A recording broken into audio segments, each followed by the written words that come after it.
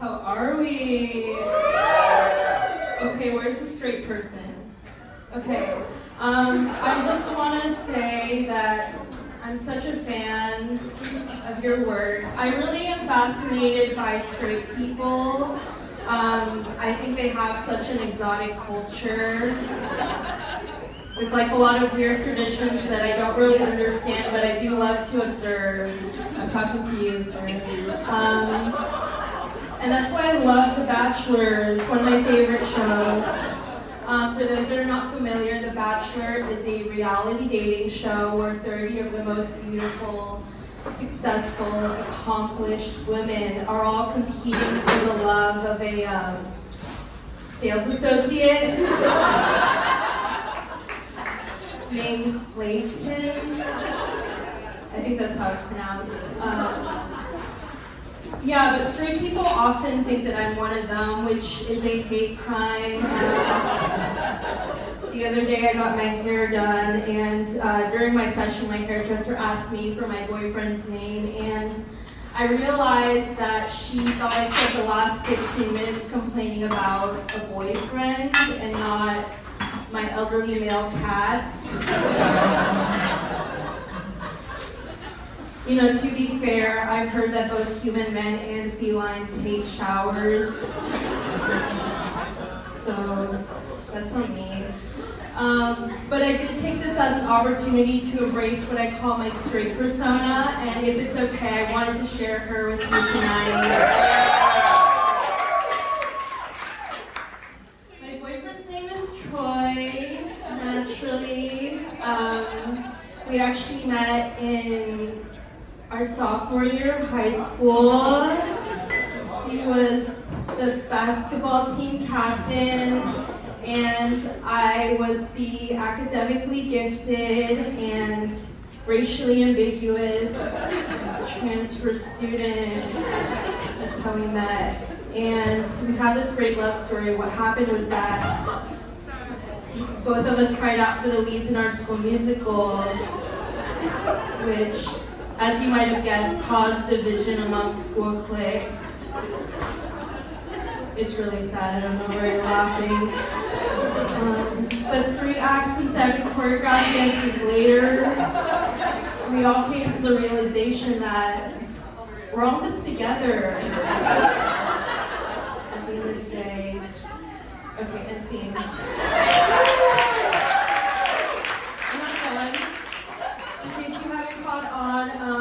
You're probably old, which is a community that I don't personally identify with,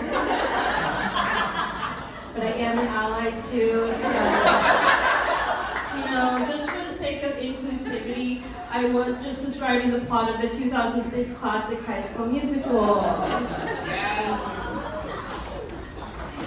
Okay, what now? I've been dealing with some writer's block lately, and I'll tell you why. They say that comedy can often be found through tragedy, which is an issue for me right now because my life is like so great. I feel like I have everything that a person could possibly want, you know? Perfect body, amazing personality, obviously, and just like a huge ass.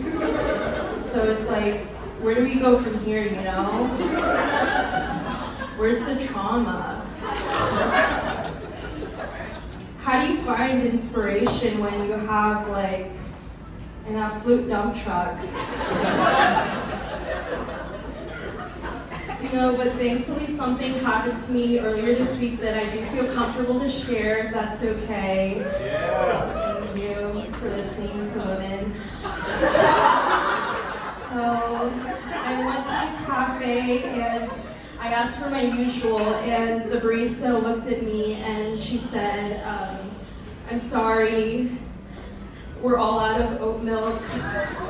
So, I'm sorry, this is hard for me to say. I had to drink soy.